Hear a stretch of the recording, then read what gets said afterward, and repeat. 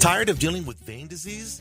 Have your symptoms gotten worse? Oh, these spider veins are ugly. My legs and ankles are always swollen. My legs are tired of standing all day.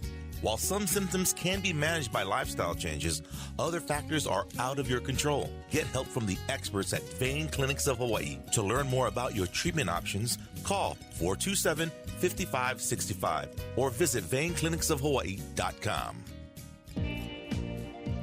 Aloha, Hawaii! It's time for the Vein Clinics of Hawaii radio show. Their team's approach to diagnosing problems and developing solutions and treatment plans are beyond compare. So let's get started with your host of the show, Mike Buck, and Medical Director, Dr. Randall Juliff of the Vein Clinics of Hawaii.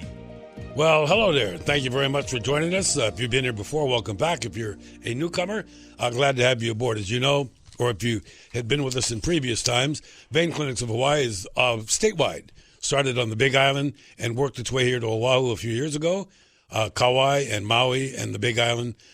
So you're never too far away. And it's very, very interesting what's happened.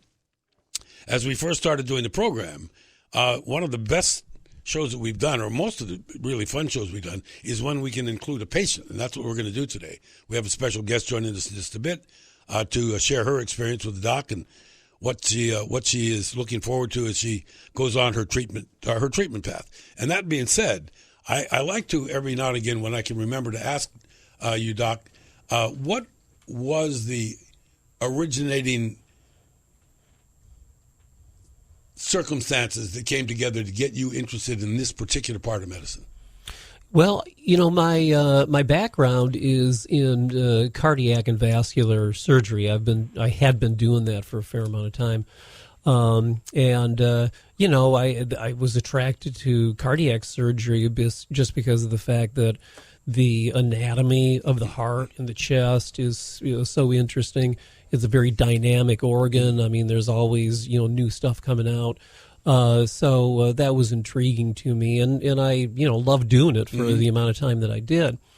And then I was also doing what's referred to as peripheral vascular surgery, which is, vascular surgery having to do with arteries. Mm-hmm. Right now we do all vein kind of work, but back then I was doing arterial kind of surgery. In that, we do that in the hospital, and it's mainly a hospital-based kind of practice. But during that time, I always was involved in working with veins in one way or another. Mm-hmm. I mean, we always treated venous disease to whatever extent we were able to.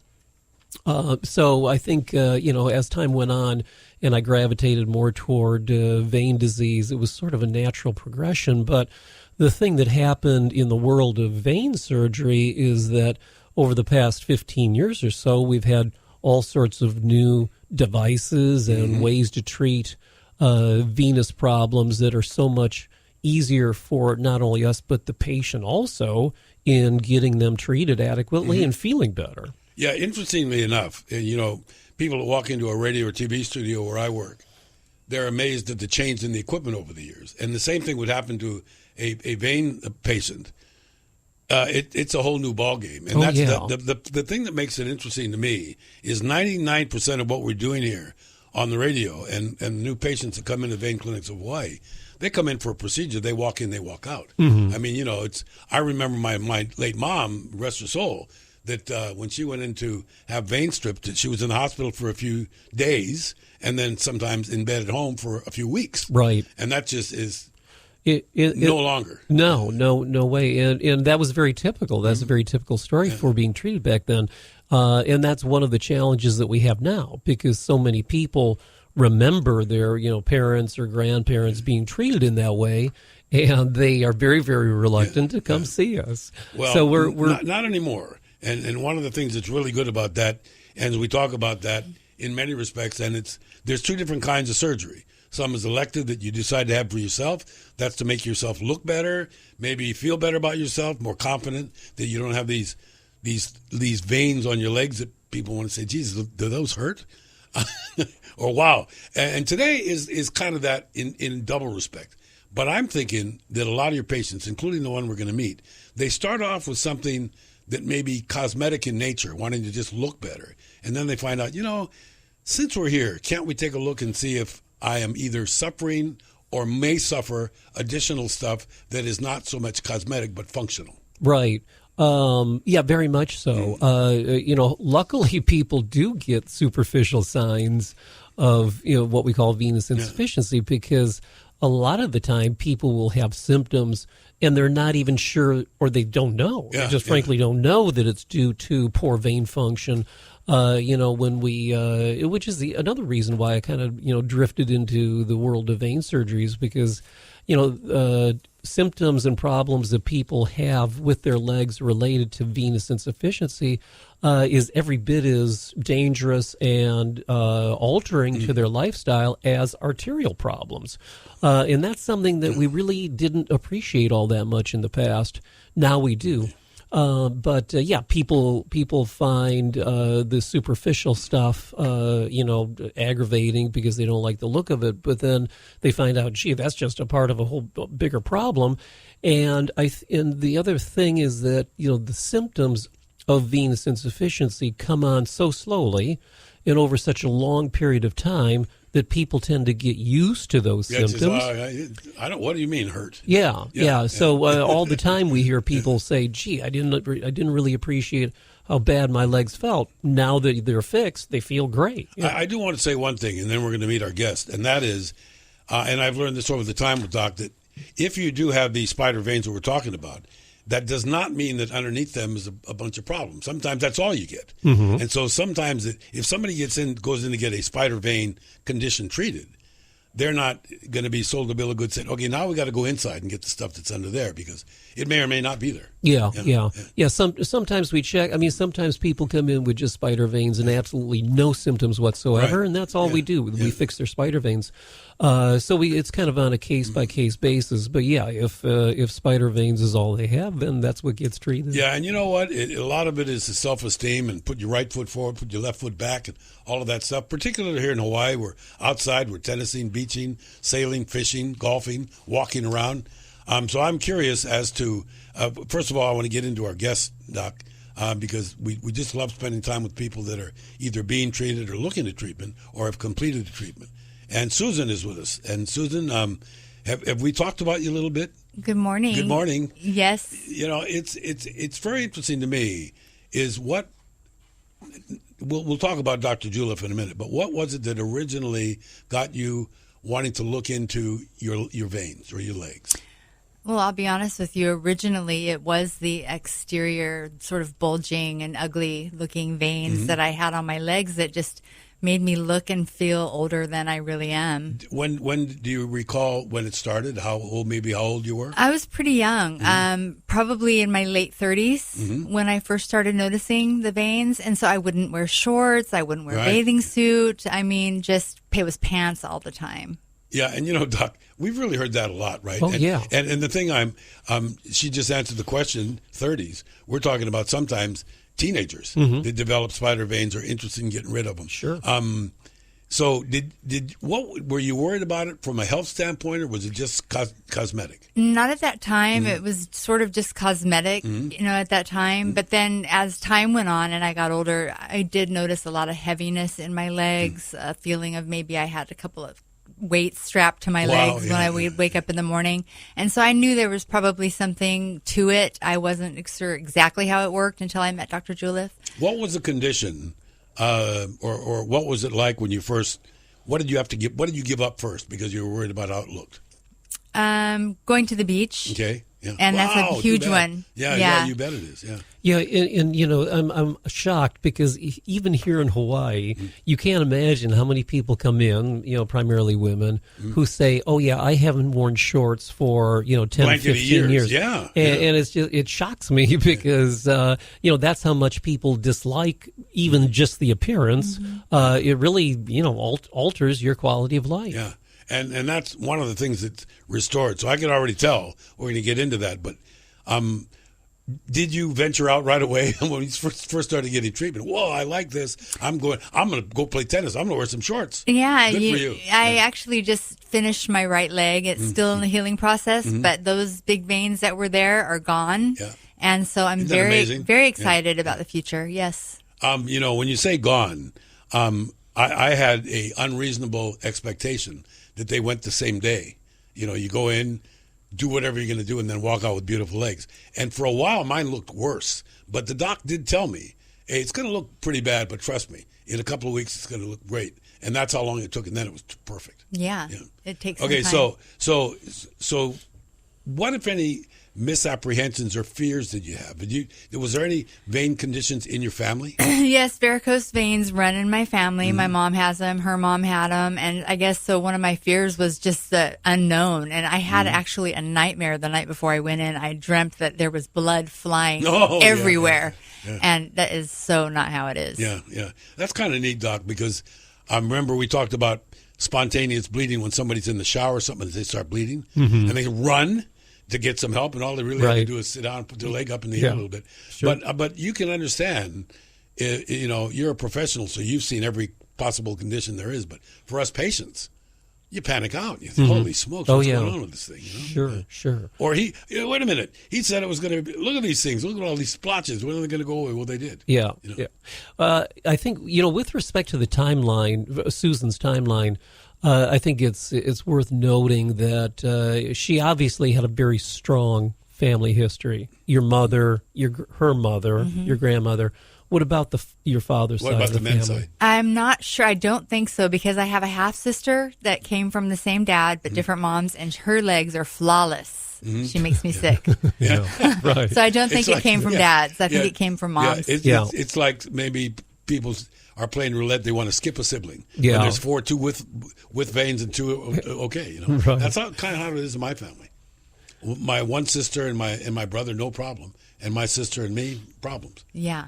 Anyway, but I think what the audience would like to know, and I certainly acting on their behalf, was it must have. Was there a straw that broke the camel's back? Did you want to just get up one day and say, you know what, I'm not going to do this anymore. I'm going to go get this fixed? Yes, I actually did, and I saw a commercial for the vein clinics, and I was like, I'm writing that phone number down right now. I'm calling right now, and that's what I did. Well, and we should go back a little bit too, because this was not Susan's first entree into treatment.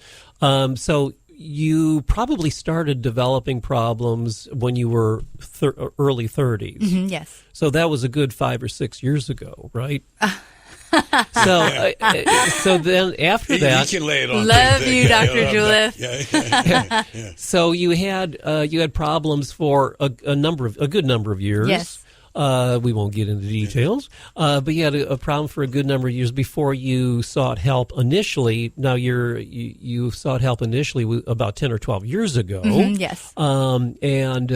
So you had primarily varicose veins? I have spider veins. Those are still there. We'll talk about that later. But the varicose veins, yes, started in the 30s. Yeah, and then so that's what you were originally going to the first vein clinic that you went to, and they did primarily injections. Yeah, they did a therapy, a sclerotherapy on me, where they injected the medication directly into the vein. Into the varicose I think that's a veins. little bit different than how you folks do it at the vein clinic, but that's exactly what they did. They injected the veins. And the varicose veins, for the most part, went away for some short period of time. For a few years, But then they came back. They did, with a vengeance. Let me ask you about your symptoms. The first time around, what kind of symptoms were you having? Same sort of thing as you had this time?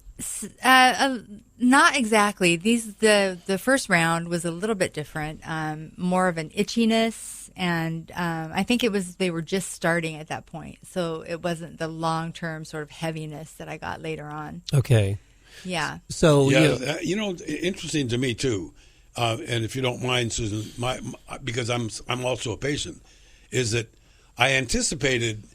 First of all, I thought the same ones came back, but that does not happen.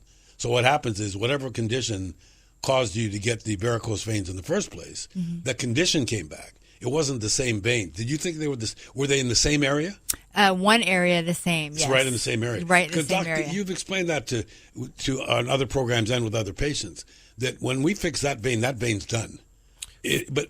But it may recur, but not that vein, but a new one. Yeah, for the most part. Yeah. For the most part, and it depends a little bit whether you're talking about the more superficial veins or the the deeper veins. But the answer is the same for both. The deeper veins, there is a very, very small percentage of the time that vein may reopen and become a problem again. Shouldn't happen very often. But yeah, with respect to spider veins and especially varicose veins, because for varicose veins, we do something called microphlebectomy, which is to make just little needle puncture sites along the course of the bulgy vein.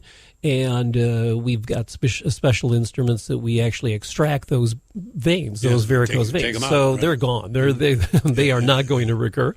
But that is not to say that you can't develop further problems in the future. And as you say, you might develop new superficial veins. Spider veins the same way. If they go away, then they're gone. But you might develop more spider veins in the future. That's for sure. And and I guess that can be discouraging. So hey, wait a minute, I thought this was done. Right. So but what about now? Now you've had one side's done, right? And so you have an expectation. There's a coming back. Was it ever a consideration, like it is with some patients, as was with me, is how many of these things can you take out before I start not having as many patients I need? Yeah, I thought that too. I'm happy with the answer, by the way. I was like, wow, don't you need a certain amount of veins to carry the blood back up to your heart? Yeah. But I guess these are like little side streets, they're not like the main avenue. That's kind of the way I was explained it. And the way he explained it to me and other patients too is, don't worry, another one's going to be made. And Allie will develop because the body knows that blood's got to get back uphill somehow. Yeah. Right. So when you say that you've done one, Doc, is that pretty normal? Is there like times where you can't do both because there's a lot to do? You can't do it all at once? Yeah. That basically that's what it boils down to. We kind of divide things up a little bit to make it as easy as possible on the patient. But we did see evidence on our original ultrasound that we did for Susan. We did see evidence of her treatment from before. Mm-hmm. So even though, and we see this all the time, even though she had what seemed to be, and basically was more superficial injections into varicose veins, the medication that she was being treated with, which is meant to close down that vein, actually made its way into the little deeper system, and a portion of one of her saphenous veins was actually closed as a result of those injections. Mm-hmm. Now, my question would be, gee, maybe you had more reflux even then, and not all of the problems were being fully addressed. And we see that all the time too. We see people who have been treated in one way or another, and it's hard to know because unfortunately venous disease is a progressive kind of problem. Mm-hmm. It doesn't go away. It's in your genes. And, we treat everything that we can when the patient arrives, and then we just kind of monitor from there. What sort of any discomfort did you experience after the treatment? I was expecting way worse. The discomfort was really, it was for a week. It was really, really mild. Mm-hmm. I was pleasantly surprised. I got home and I didn't, I don't take ibuprofen or anything like that, so I was fine. I think that's the part that we really want to impress on somebody, and that is that you walk out feeling better pretty much right away, and there's very little, if anything, you can't go ahead and resume doing. Mm-hmm. What was the first thing, just out of curiosity, because when you first decided, I'm putting on these shorts, I'm going out today, how long, what sort of a feeling did that do? How did that help you? Well, it's helped me feel a lot better about myself, a lot more confident. Mm-hmm. I have a much younger man in my life, and so you. I felt like I was sort of feeling a lot prettier. Yeah, and Doc, pretty is as pretty does, and it's great that you have that. But in many respects, the prettiness part is a bonus for the other part, which is you're getting rid of something that could be a chronic problem. Sure. Yeah. A chronic problem and a medical problem. Yeah, I mean, it's considered a true medical kind of issue. But yeah, we treat the underlying cause for all of that, and not only are you being treated for the symptoms that you're having related to that, but also hopefully in the future you won't be developing those more superficial signs like varicose veins and even spider veins in some instances. Susan, I think that it'd be kind of neat if people should know what level of expectation you had, based on, all right, you listen to an ad and that got you rolling. Mm-hmm. And that's what we do. By the way, it's veinclinicsofhawaii.com. Go look at that and see examples of all of us, or some of the befores and the afters.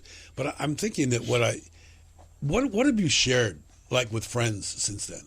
Oh, I show my leg. Yeah. I show my leg. Good for you. Yeah. I showed my leg to some coworkers, and they were like, "Wow, wow, that's amazing." Yeah. I showed them before I had it done, and then after I said, "Now there's some bruising, but that goes away." What sort of decision-making process was it? For instance, one thing that I'm really impressed with Doc's office is that you get your own iPad, and all these things. You answer how you're doing it. Sure. And I thought, when you talk about symptoms, I might itch and you might throb. It's the same problem. Mm-hmm. But we all, some say, oh, my leg's burning. The other one says, my leg's tingling.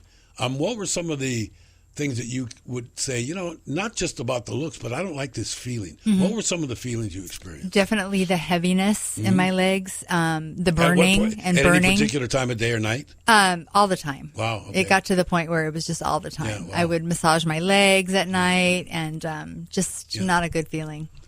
Doc, when I heard her say that when we talked off the air, is sometimes massaging not a good idea, depending on what the condition is? One reason the massage might be it's a muscular thing that you think you're massaging. Yeah. And in fact, can you damage or can you cause any trouble with maybe over massaging? Yeah, not really. Yeah. Not with respect to the basic cause for venous insufficiency. Are you going to make that worse? No.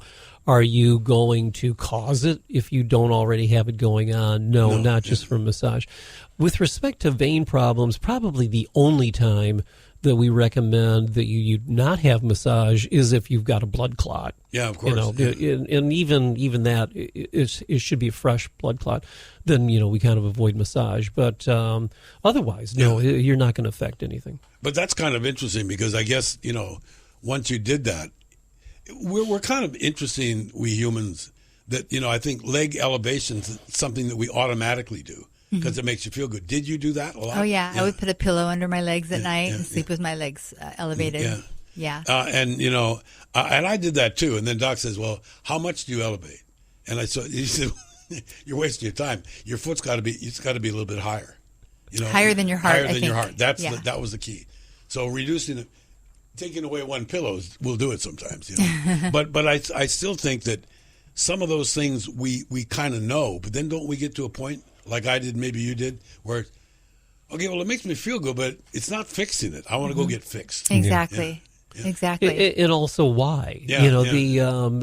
Unless this is another hurdle that we always have to get over, and that is that there's a lot of symptoms referable to venous insufficiency that people don't automatically connect with vein problems. If you have big varicose veins and you have symptoms sort of in that area, it's a pretty easy connection. But people who have plenty of people out there have perfectly normal looking legs.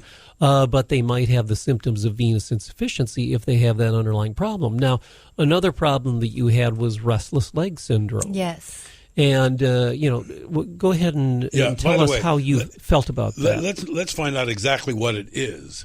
But I'm guessing that a lot of folks that have it don't know they have it. Somebody else says, "Hey,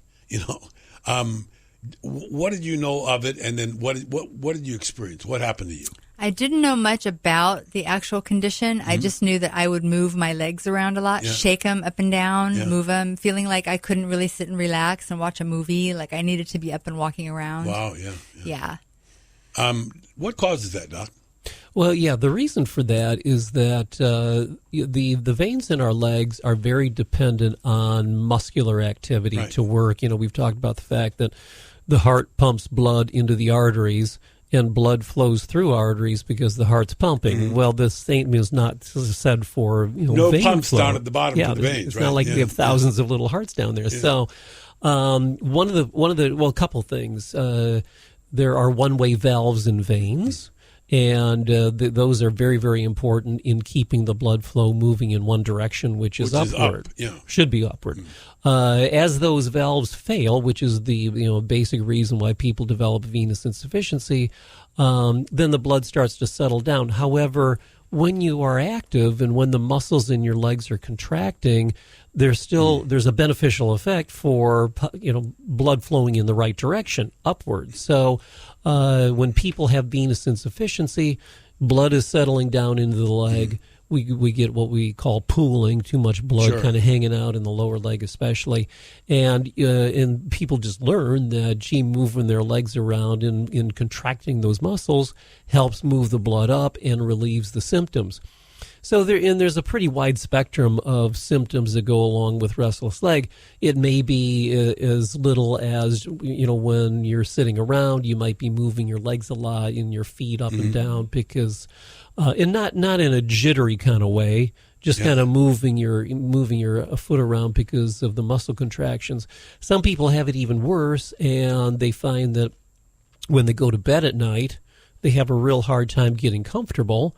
Especially with their legs, and their legs are, either unconsciously moving or you're consciously trying to move your legs, trying to get them comfortable. And it will even get to a point where it will awaken people from night. I was going to say, did it ever wake you up? Oh, yeah. Yeah. Definitely. Yeah. What about corresponding thinking, well, I'll stretch it and it'll feel better, and then you get a cramp? That's what happened to me. Been awakened many nights with a muscle cramp. Yeah. But one of the first things I can tell you is, hey, I'm not having these anymore. And so that was a big thing. But I think also my complaint or my symptom that I used to write down was it makes my leg go to sleep, or tingle. Or when I stood up, it would be sort of numb. And I thought there's just any number of ways everybody describes their symptoms, right? Mm-hmm. So yours was basically throbbing. Throbbing. Yeah, and that heaviness. And the heaviness. Yeah. Doc, do some people think that this isn't a vein problem, it's a muscle problem, I'll just massage my legs? And Yeah. Again, that's therein lies the problem. Yeah. And, restless leg syndrome is one of those symptoms that hardly anybody connects with venous disease, Yeah. And then another one is cramping. You mentioned cramping. That's a very, very common symptom. And, restless leg can really alter your quality of life, quality of sleep, etc. Well, cramping is another one that, especially in the older population, some of these older folks, they can really have bad problems with cramping in the middle of the night. You'll notice, Susan, the doc's looking at me and shaking his head like, I know about this guy. But it's true. And sometimes it got to a point where the common remedies to make it stop didn't. And it was really, really painful. And I just thought, hey, this is not right. This can't be happening to me every night. Mm-hmm. So any notice in reduction or disappearance of that? I haven't had a cramp since. Hooray. Hooray. Right? Yeah, that's like they say in the movies, that's worth the price of admission right there. Yeah. What did you expect? What sort of results did you expect? Well, when I saw the ad, I looked at the before and afters on some of the people, and I thought it was amazing. I thought it was amazing. Yeah. And although mine wasn't as bad as some of those that I saw, I definitely, I was expecting for it to hopefully be gone. I was pleasantly surprised that it is. I'm glad you said that, because I think that sometimes those pictures are to really give somebody a very glaring before and after, or what happens. Sort of worst case scenario. And so when you take a look at that, you say, okay, mine aren't exactly like that, but I think I'm going to get them done before they get like that, because I'm worried about the progression. Doc said earlier, unfortunately, venous disease is very, very slow to develop. We just don't see it coming. But you saw it coming from initially, I guess, from a cosmetic standpoint. Mm-hmm, yes. And now you're looking at it more as dealing with possible disease that's under there. Right, health-wise, yes. Wow, that's terrific. Yeah. Doc, I imagine that's a learning curve that you prefer patients to be at, because, you have your offices set up in Four Islands just to do your legs look nice cosmetic surgery all day long. Yeah. Not cosmetic, but strictly the, elective cosmetic stuff. Sure. However, that it may be a good thing, because people will say, hey, you know what, just out of curiosity, can I have an ultrasound on what's going on inside where I can't see? Mm-hmm.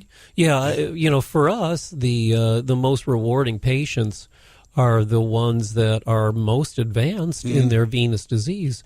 And Susan's going to get a tremendously good result, too, not only symptomatic, but also, aesthetically. But there's a whole host of people out there with chronic skin problems. It's more than just an aesthetic problem. It becomes, a situation of skin breakdown, tissue loss, et cetera, and that's another population of people that have no idea that it's due to their venous insufficiency. And when we fix that and we get those ulcers healed or whatever, it's tremendous. I'm thinking, Susan, that your primary care doctor and stuff may not be they're not as well versed as a specialist is. But sometimes somebody will get treatment for something that they think, well, this will make it go away, and it didn't. You probably knew that. How much communication did you have with, say, friends and others that had varicose veins that did something about it? I had a coworker that had some veins done. She had them done not a different way, though. She had her stripped. Yeah. And she showed me a picture. That hurts just hearing it. Hers were really, really bad. But then I got support from my primary care physician and a referral, so I was happy about that. I shared with her what was going on, and she was happy to refer me out.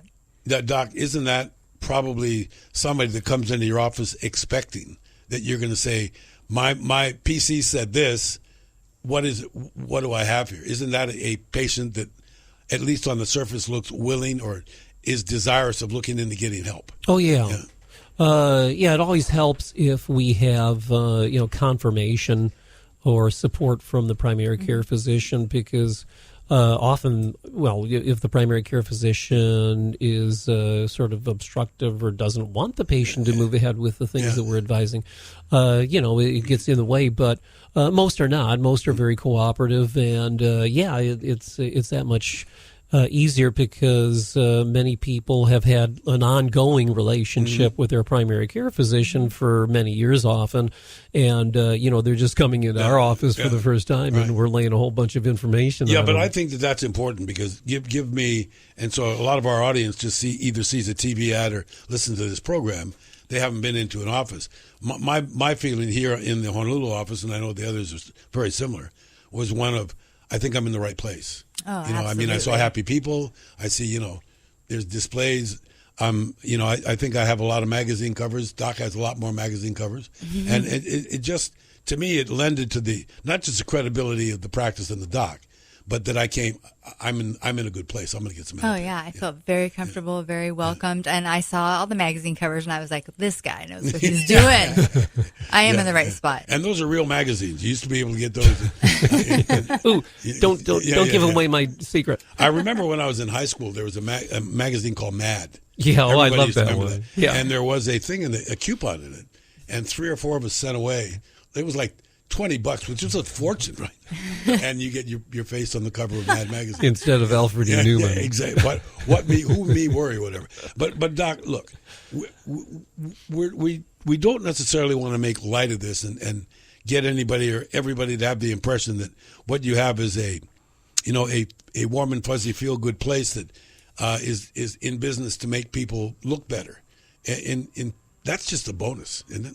Yeah, well, that's a bonus for sure. And those people who are coming in just with respect to the vein side of it, those people who are coming in for just strictly aesthetic reasons and they don't have a medical problem, they're in the vast minority. 90% of our patients are patients that have a true medical issue, and that's what we want to address. Yeah, but I'll tell you one thing. I don't know, Susan, if this is true for you. Sometimes when I've been there, waiting, I see someone. Hey, I think I want to do that.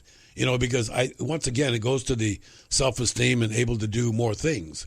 Instead of a declining spiral of inactivity, you get to see what can I do next. So let's talk a little bit more about. You've had one leg done. You have another one to do. What?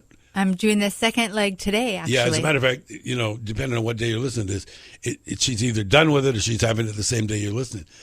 But interestingly enough, what I think is important is when you first started getting your treatment, what were the expectations and what have you ended up with? Obviously, you're happy because you're coming back. Yeah. So let's find out how happy. Yes, Yeah. the expectation was that I could get help for after I was educated for the vascular disease, and that the exterior part, the cosmetic part, would be addressed as well. And both of those things happened for me. Are you a traveler? Do you like traveling? I do like to travel. Yeah, because I do know that as we get into my category, Doc, the traveling, if you have a venous condition, is not a good idea, which means that when you get treated for something that's superficial and then you get into it, you learn more things. Like, this is not, I'm not doing this because nobody can see that big thing inside my leg, but I know it's there and I don't want to get hurt. Right. Yeah. There's a number of different reasons why we treat venous insufficiency. The first one is because of the ongoing symptoms. The second one is because it is a progressive kind of problem. It's just going to get worse and worse with time. The third major reason is because, people with venous insufficiency are a little more at risk of developing a DVT and deep venous thrombosis, blood clot. Scary. And the typical scenario is when people are on an airplane for a long period of time and they develop a terrible clot, and that's something that people can periodically die from. You know what's interesting? I don't know, Susan, if you talked about this. But, when I was a kid, when you flew, especially between here and the mainland, they'd turn on the light and the captain would say, okay, feel free to move about the cabin. And now, because of all the travelers, sit down and stay there with your belt buckle all the time. Seat. Yeah, but I'm a rebel. I still get up and move around the cabin. I do too. Yeah. And I think that now, and this is the reason I asked this, walk through the first couple of treatments you had on this leg that's kind of done for now, and how quickly were you able to just go about your business? Was it the same day? When was it? And also, maybe you can start out the answer to that question with this.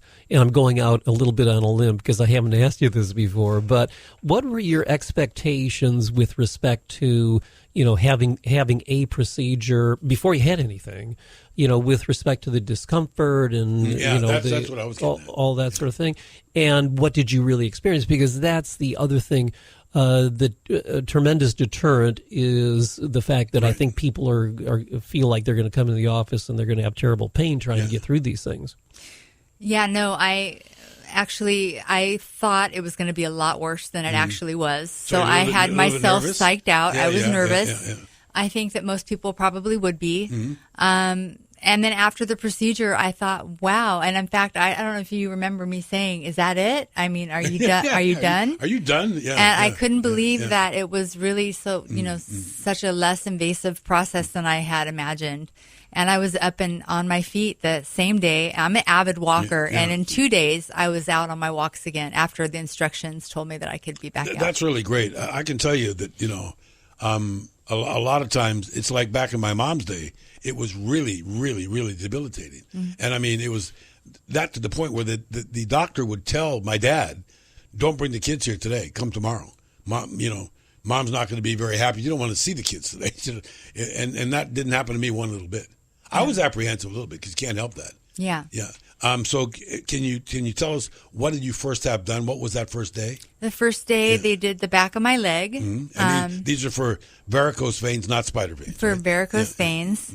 They did the procedure in the back of my leg. They wrapped me and I went home. I went back a second day. You do 3 consecutive days it's a case by case basis. But for me, I had to go 3 consecutive days. The second day that we started working on the front of my leg, and then the third day we wrapped that up, and it was amazing. It was and Doc, the parting gifts are they get wrapped up for a day or two. Yeah, right, and then Sponge Bath City. Yeah. but I still think that what you're doing here is when you hear this is an outpatient, that matters a lot, doesn't it? Mm-hmm. Yeah, sure. So that was the first experience. Yeah, that was my first experience. And so it was, obviously, it went really well, because if it didn't, I wouldn't be back for the second leg. or sitting here talking with us either, But I do know that there's another thing, and Doc, you've said this many times, and you go to the veinclinicsofhawaii.com and take a look at some of these things we're talking about. When it comes time to make your appointment, it's as easy as cake. When you do a real thorough evaluation before any surgery, explain that a little bit, and maybe, Susan, you can show how you felt when you got that. How I felt confident They want to know these guys. They want to know everything. They want to know what I have for breakfast for everything. Yeah. Yeah, well, we do ask a lot of questions up front, and we hand everybody an iPad and ask them to go through it. Some people get aggravated halfway through. It's so much, but yeah, I mean, it's important that we know not only what's going on with their legs, but we need to know what other medication people are on, what other medical problems they've had, because a number of those issues impact not only circulation but blood clot activity and all that sort of thing. So the first visit is us getting the patient's medical history. We talk to the patient in addition to our iPad routine. We talk to the patient for a good period of time. And examine the patient, examine the legs, and that's all very, very important. Make sure that there aren't other reasons why they might be having their symptoms. That's what I was big part of it, isn't it? Of evaluating somebody is not only making a diagnosis of one thing, but making sure that it's not other things too. And then from there, then we go on to an ultrasound, and we do a very, very complete ultrasound. A lot of people ask the question, well, are you going to find out if I have any blood clots or not? And the answer to that is yes, obviously, but we do so much more than that. We really spend a fair amount of time on looking at the functional quality of, essentially all the veins in your leg. That usually takes about an hour. Would you say it took an hour for you? And, it's an extensive kind of ultrasound and gives us, most of the information that we need. But Susan, just out of curiosity, had you had ultrasound in the past?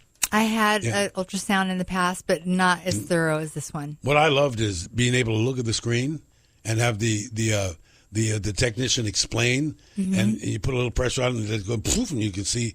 I just felt like that things were being shared to me. I had no misapprehensions and no fear. Oh yeah, definitely. Okay, so when you went home that night, were you relieved? I was relieved. Yeah, that's I great. was looking forward to the next couple of days after that. Doc, I do know that there's no perfect way, except when you talked about your primary care physician, when they are on the ball to the point where they know when to recommend somebody go see a dentist or an eye doctor or a vascular surgeon. You mentioned something earlier.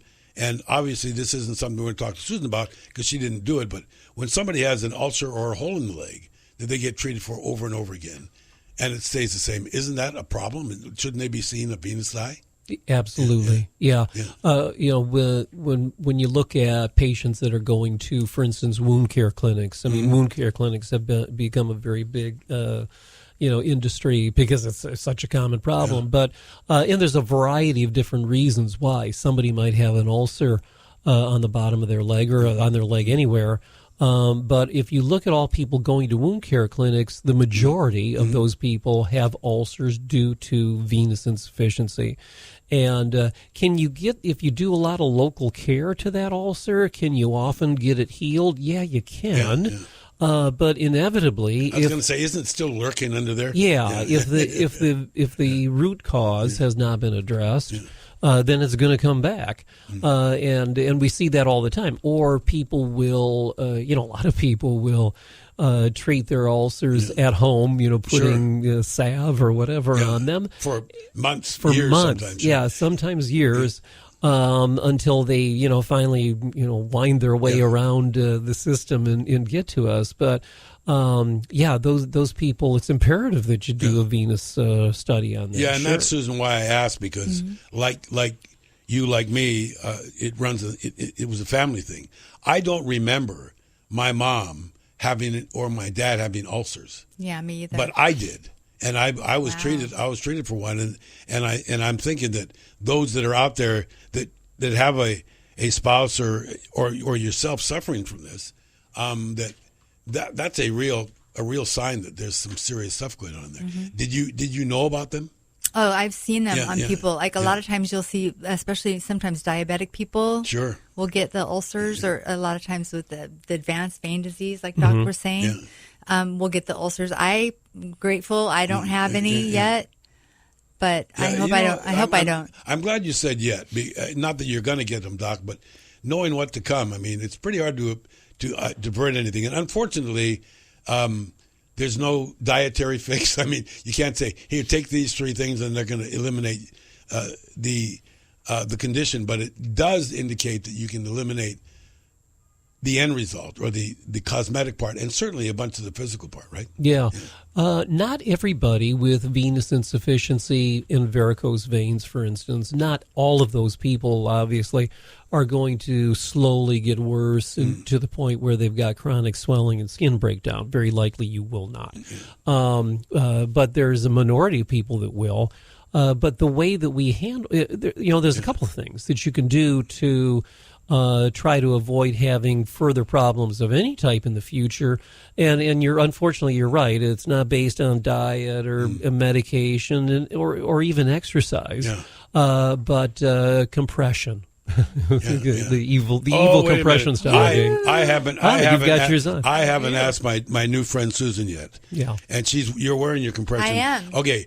Just because the doc's here, or because you're really I wear them. Okay, I wear them. I wear them. Yeah. I've worn them since I had the procedure, and it actually on the instruction sheet it says if you can wear them for extra comfort, even after the recommended 10 days or up. Mm-hmm. So I do, and I have worn mine for extra comfort. Good for you. And the proof's in the pudding.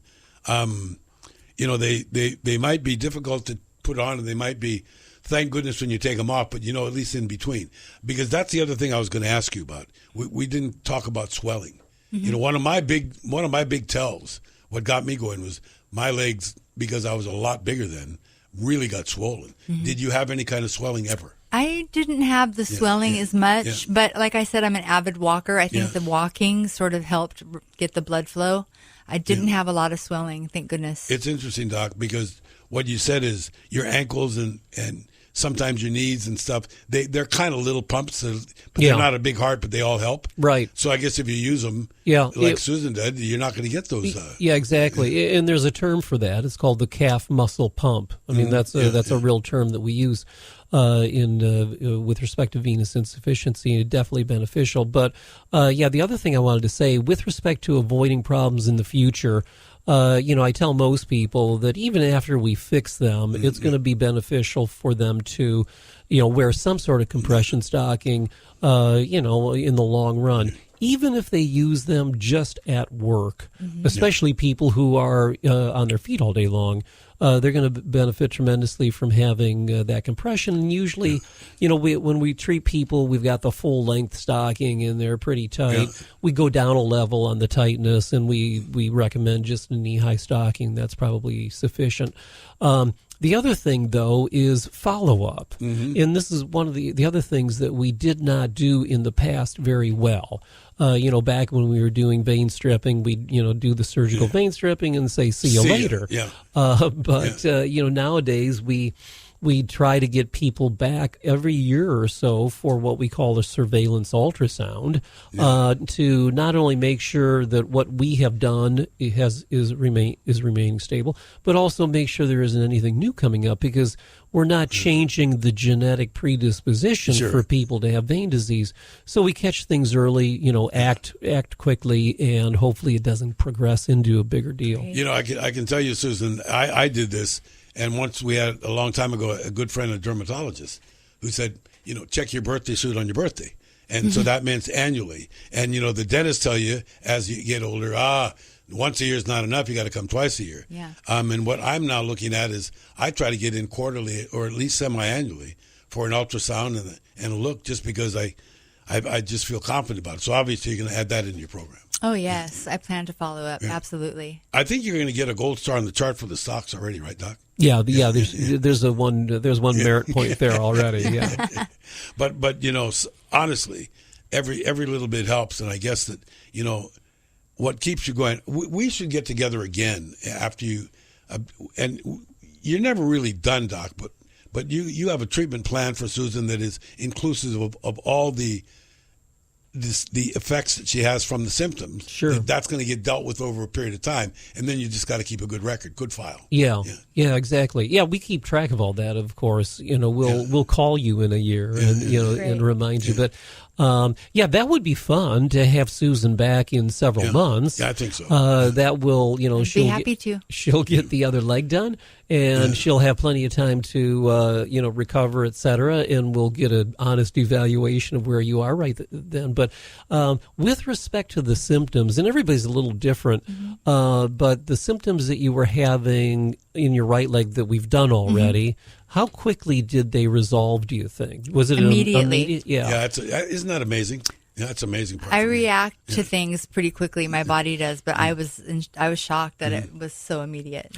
And it's surprising how many people will come back and say that. Now that makes sense when you think about how we're fixing it and the physiologic kind of changes that occur basically right away.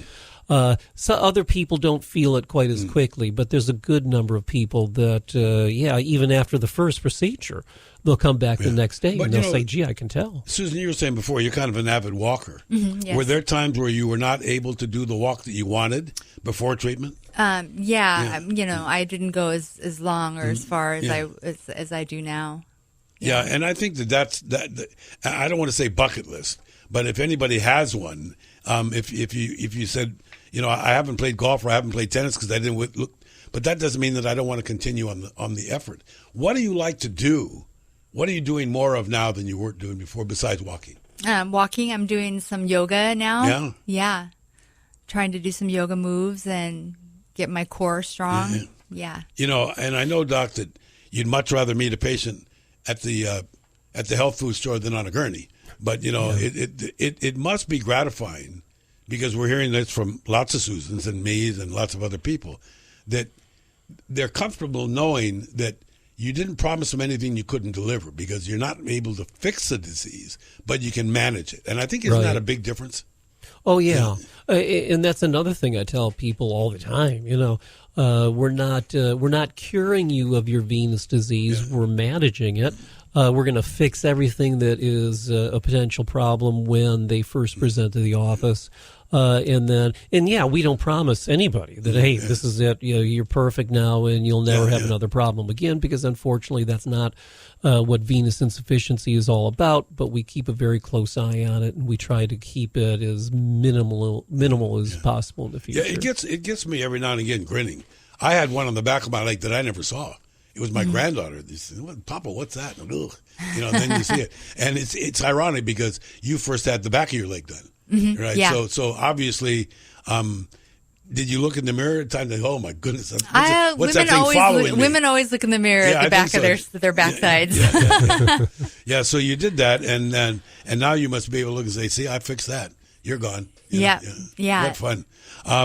That's why we tell everybody that there's somebody out there that's listening today that's exactly like you, that's gone through and just got to question how much longer am I going to put up with not doing the things that I want to do with the people that I want to do. Right? Exactly. I would say do it today. Yeah, that's pretty good. And Doc, it would be neat to have Susan back in after she's done another time. Yeah, we should. Thanks so much. You're welcome. Thank you. Thank you very much, Doc. And those of you that want to know more, we got the perfect answer.